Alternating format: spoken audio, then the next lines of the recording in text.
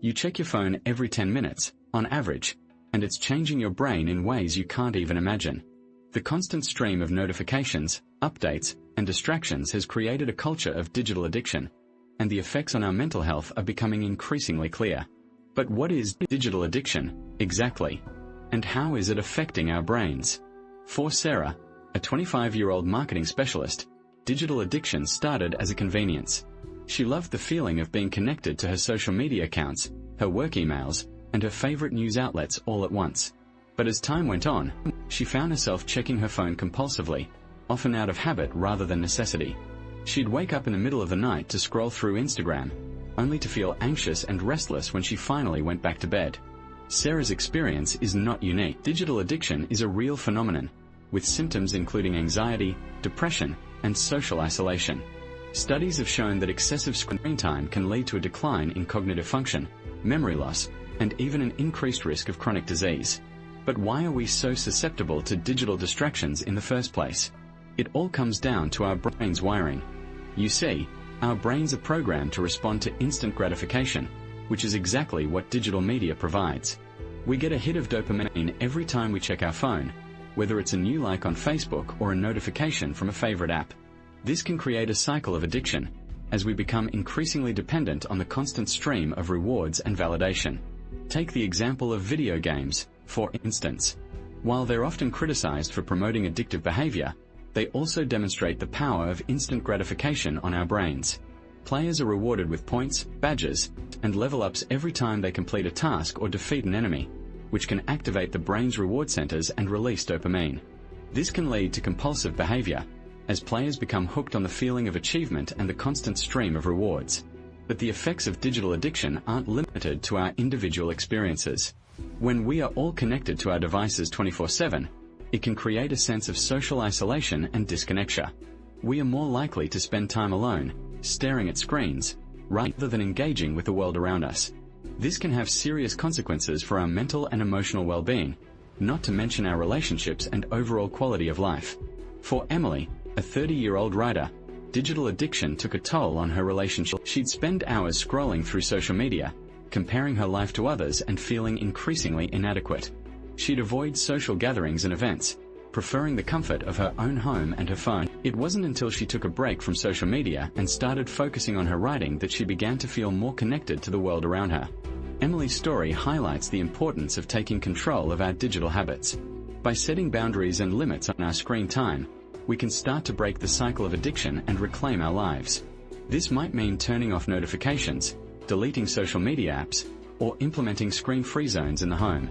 It's not about cutting ourselves off from the world entirely, but about creating a healthier balance between our digital and analog lives. As we explore the dark side of digital addiction, it's essential to recognize the complexities of this issue. It's not just about individual responsibility or willpower. It's also about the way our brains are wired and the societal forces that drive our behavior. By understanding the root causes of digital addiction, we can start to develop more effective solutions and strategies for overcoming it. So, what can you do to take back control of your digital habits? Start by tracking your screen time and identifying the patterns and triggers that lead to addiction. Consider implementing screen-free zones or times, and find healthy alternatives to fill the void. And most importantly, remember that you're not alone in this struggle. There are millions of people around the world who are fighting to break the cycle of digital addiction, and there's support and resources available to help you do the same. In the next section, we'll explore the impact of digital addiction on our relationships and communities.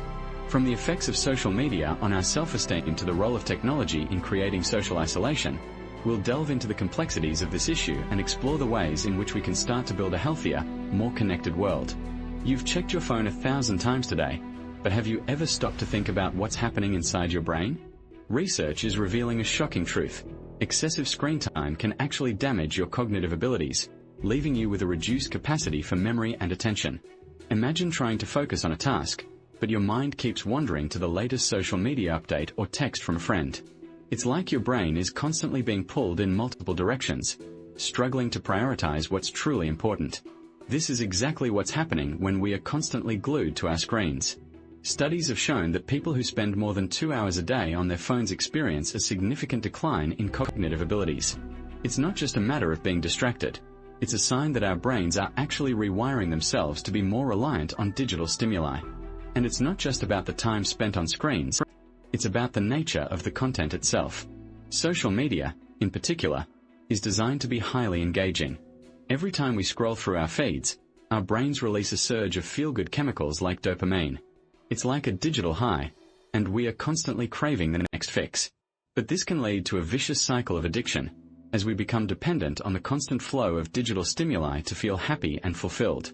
You've probably experienced it yourself, the feeling of anxiety when you can't check your phone, or the rush of excitement when you get a notification.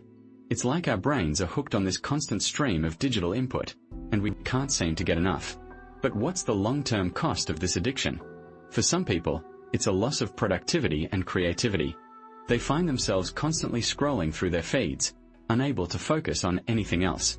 For others, it's a decline in mental health, as they struggle to cope with the constant pressure of social media and the fear of missing out.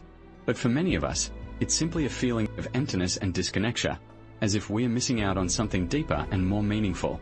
The truth is, our brains are wired to respond to novelty and reward. And social media is designed to trigger both of these responses in spades. But what happens when we take away the digital distractions and focus on the world around us? What do we discover when we peel back the layers of digital noise and reconnect with our own thoughts and emotions? These are questions we'll explore in the next section. But for now, let's take a closer look at the neuroscience behind digital damage. What's happening in our brains when we are constantly glued to our screens? And what can we do to break free from this cycle of addiction? As we explore the dark side of digital addiction, it's essential to remember that our brains are capable of rewiring and adapting to new habits, including digital habits. This means that breaking free from the grip of digital addiction is not only possible but also achievable. The good news is that simple changes can have a significant impact on our mental health and well-being. Imagine setting aside your phone during meals or during family time. Sounds simple, but this one change can lead to a significant reduction in stress and anxiety. Research has shown that phone-free times and spaces can improve our mental health by reducing exposure to digital distractions and promoting more meaningful interactions with the world around us. But here's the thing, breaking free from digital addiction requires more than just setting phone-free times and spaces. It requires becoming more mindful of our digital behavior and making conscious choices about how we use our devices. This means being aware of our motivations and triggers, and taking steps to address them. It means learning to recognize the signs of digital addiction and seeking help when we need it. As we navigate the complex world of digital habits, it's easy to get caught up in the cycle of addiction. But by becoming more mindful of our behavior and making conscious choices, we can break free from the grip of digital addiction and take control of our own minds. We can learn to use our devices in a way that enhances our lives, rather than controlling us. So, have you ever felt like you're addicted to your phone? Share your story with us in the comments below. Don't forget to like and subscribe for more content on mental health and wellness. By joining the conversation and sharing your experiences, we can all learn from each other and take the first steps towards breaking free from the chains of digital addiction.